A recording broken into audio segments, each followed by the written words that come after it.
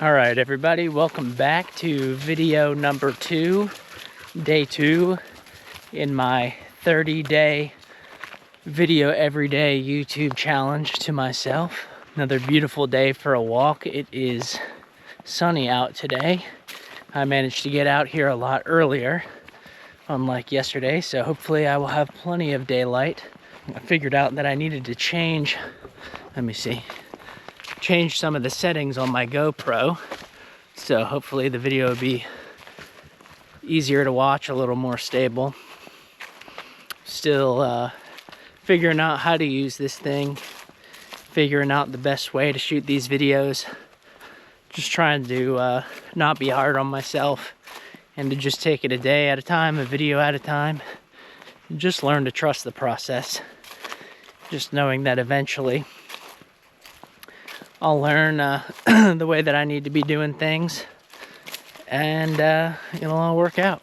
For today's video, I wanted to talk about why you always feel tired. And if you're anything like me, you might think that this is a health issue, or that you might not be getting enough sleep. You know, you might think that you're sick. For a while, I thought that maybe I had some sort of mold toxicity. I was living in this cabin that was not weatherproof. The roof had some leaks, and so I figured there might have been some mold in there making me sick. Thought that for a while. For a little bit, I thought that I might have had a tick-borne illness. You know, I'm outside a lot, I get a lot of tick bites. I thought maybe I had Lyme's disease. You know, and you just don't feel right. You feel fatigued all the time. You make the mistake of going online and searching some of your symptoms and looking on Google and on Reddit for examples of other people who have felt the way that you're feeling and some of the conditions that they've been diagnosed with and their stories, and you start thinking, oh shit, is this me? Do I have some sort of autoimmune disorder? Do I have chronic fatigue syndrome? I've spent a lot of time tripping out, head tripping, thinking that there was something wrong with me, that I was unwell or something, or that my body was broken. As I've gotten older, I've learned that it's not that there's something wrong with me. I'm not sick. You know, I eat well, I sleep well. If you looked at all the external factors in my life, you would think that I was living pretty well. But as I've gone on, I'm starting to figure out that the reason why I felt so tired is because I'm not listening. Now, what do I mean by that? Let's start here. In order to understand what I'm saying, you have to understand that you're really two separate beings at once. You're a physical being with a mind, a rational, logical mind, and you're also an energetic, spiritual being with a higher perspective. Now, you might generally experience yourself as the small I, physical being, you know, where you're walking through life, just going day by day, trying to figure out what to do. And your mind is a part of that. You know, if you want to make lunch or something, you have to use your brain and figure out, okay, I'm gonna go in the fridge, open this drawer, get the meat and cheese, go into the cupboard and get some bread and make the sandwich. And that's the physical mind, your brain, that's doing that. But there's also another part of you, a higher part of you, that is connected to all things. Some people call this your higher self. You could think of it as your soul. But it's just the part of you outside of this physical experience, out beyond your mind and your body, that is connected to all things, connected to God, however you want to think about it. Don't have to get too religious with it. There is a part of you that exists outside of time, and it can see ahead on the path, and it can see where it is you're going, or where it is that your life needs to go, what you might need to be doing. So, getting back to why you might feel tired all the time. What happens is we become adults and we settle into life, into the mundane, go to work. You might have kids.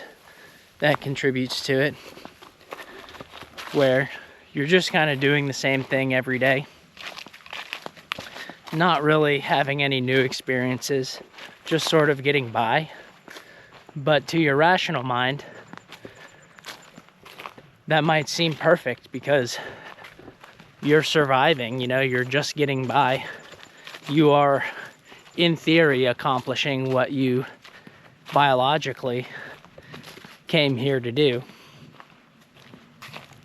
But the thing is that human beings are more than just physical beings. We also have this spiritual side. So there's more to it than simply just surviving. So my point is that if you find that you're just sort of living this mundane life and not really having new experiences or challenging yourself in new ways, really growing as a person, I think your soul on some level uses tiredness and fatigue to try to bring that life to a halt, to try to force you to observe these patterns and make it to where it's so difficult for you to maintain that old life that you built that you have no choice but to surrender and to give in to the new path that your soul is trying to take you on. The problem is that we don't really think like that. We think, oh, I can't do this or that because I don't have money. You can't just quit your job because you don't have enough money. But the reality is that you don't really know. You're just going on assumptions. You don't really know what tomorrow holds or what could possibly happen. If you want to start getting your energy back, you need to learn to listen to that quiet voice inside of you. Not your mind, not the voice that's going all the time, making judgments, thinking about what you should be doing next or why. That loud voice that's just always going round and around and around in your head.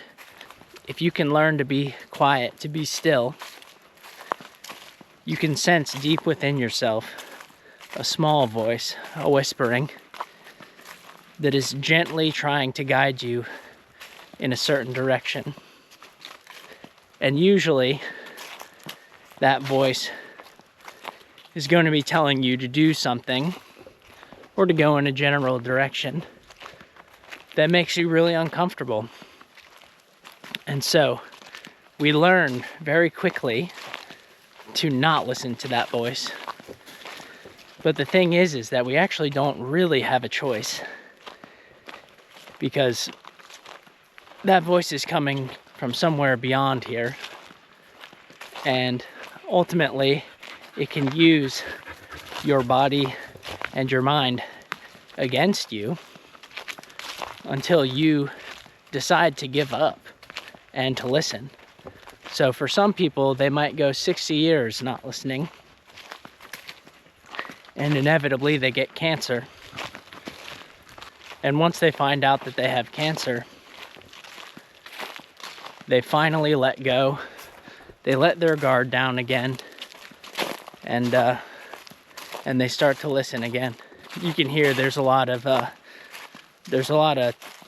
testimonies out there of people who have had this experience. They don't listen to their inner voice, and eventually they refuse to stop living in the old patterns, and eventually something happens in their life that forces them to stop. So what I'm saying is, I think that chronic fatigue is sort of like a warning light, like a check engine light. If you think of your experience as a machine, It's a check engine light, something that you need to bring your attention to and say, how is it that I'm living that it feels like you're going against what you really should be doing? And if you want to know what you really should be doing, you really need to question what it is that you're really afraid of. If you're afraid of being seen, that's probably what you came here to learn how to do. And you need to start making steps in that direction.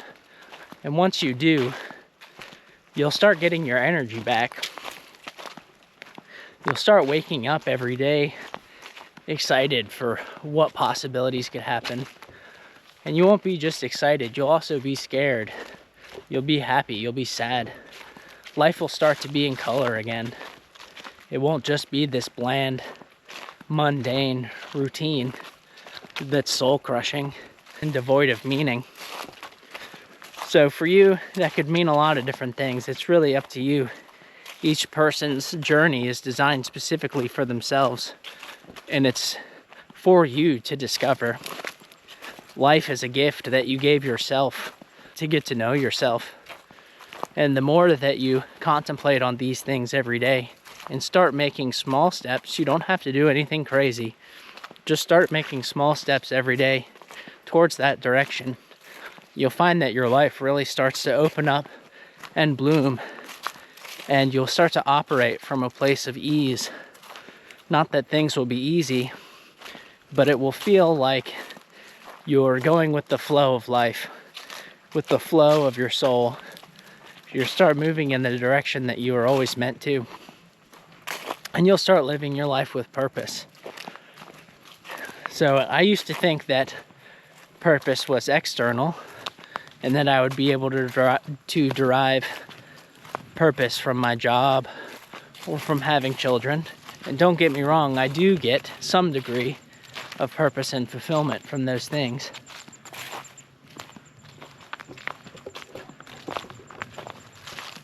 But as I've gotten older, I've found that it's not enough.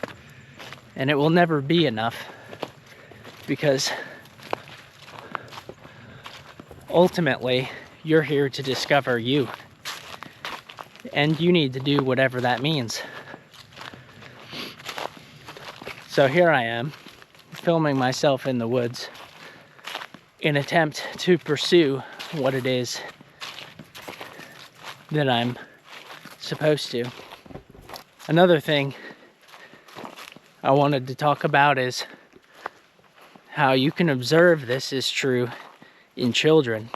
You know, we wonder how children have so much energy and are able to just keep going all the time.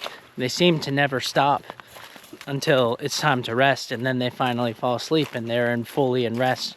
So children are either fully engaged or they're fully at rest, unless you sit them in front of an iPad or something.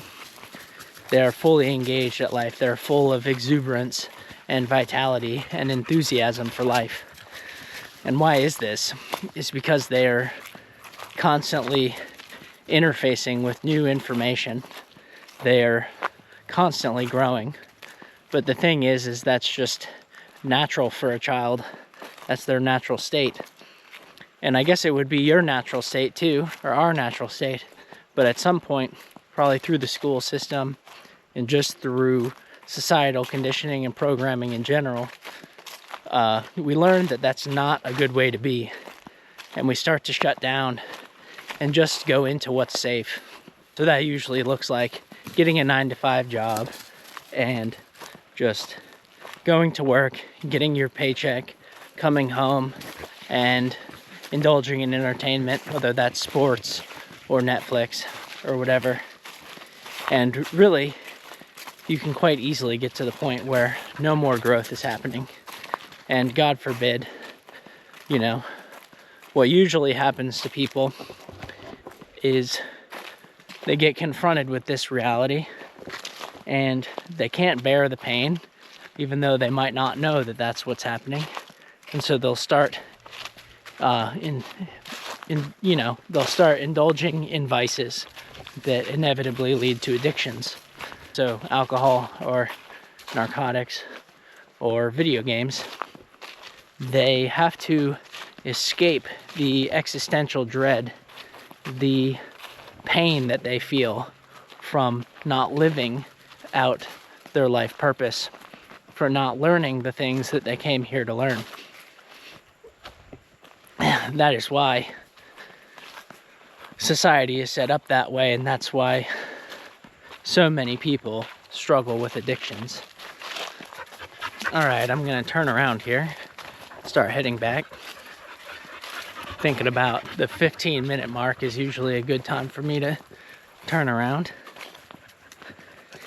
Yeah, this is a lot harder this time. I'm having a much harder time because this is a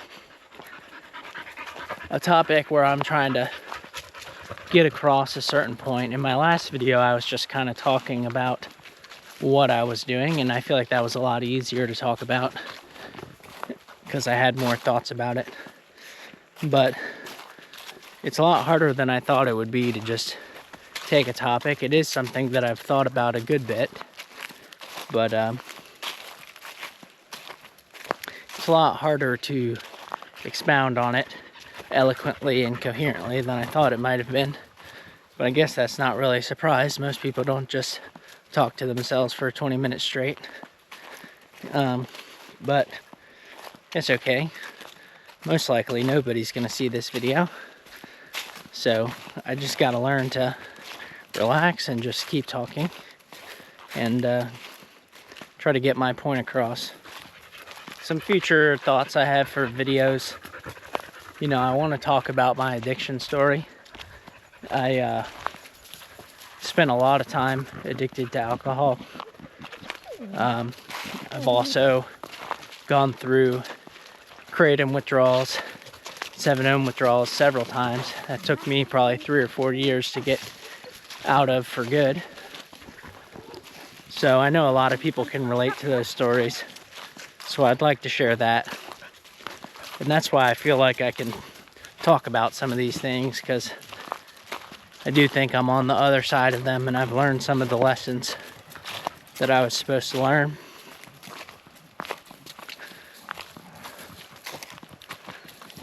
But really these videos are mostly for me.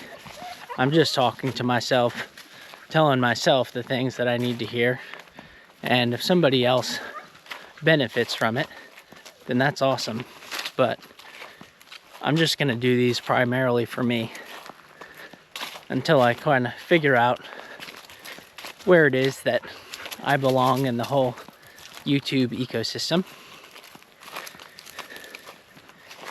And the first part of that is to just do this every day and get comfortable talking to a camera. Learn how to edit these together. Doesn't take much editing, just have to cut out some of the pauses and verbal inconsistencies.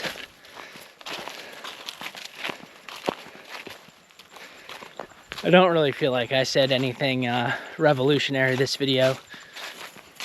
It's a topic that's definitely been talked about, and there's a lot of good information out there if you or somebody that's been kind of struggling with this. Alright guys, I think I'm going to go ahead and wrap it up there. If you enjoyed this video, please consider liking and subscribing. I'd really appreciate it. Yeah, and join me tomorrow for day 3.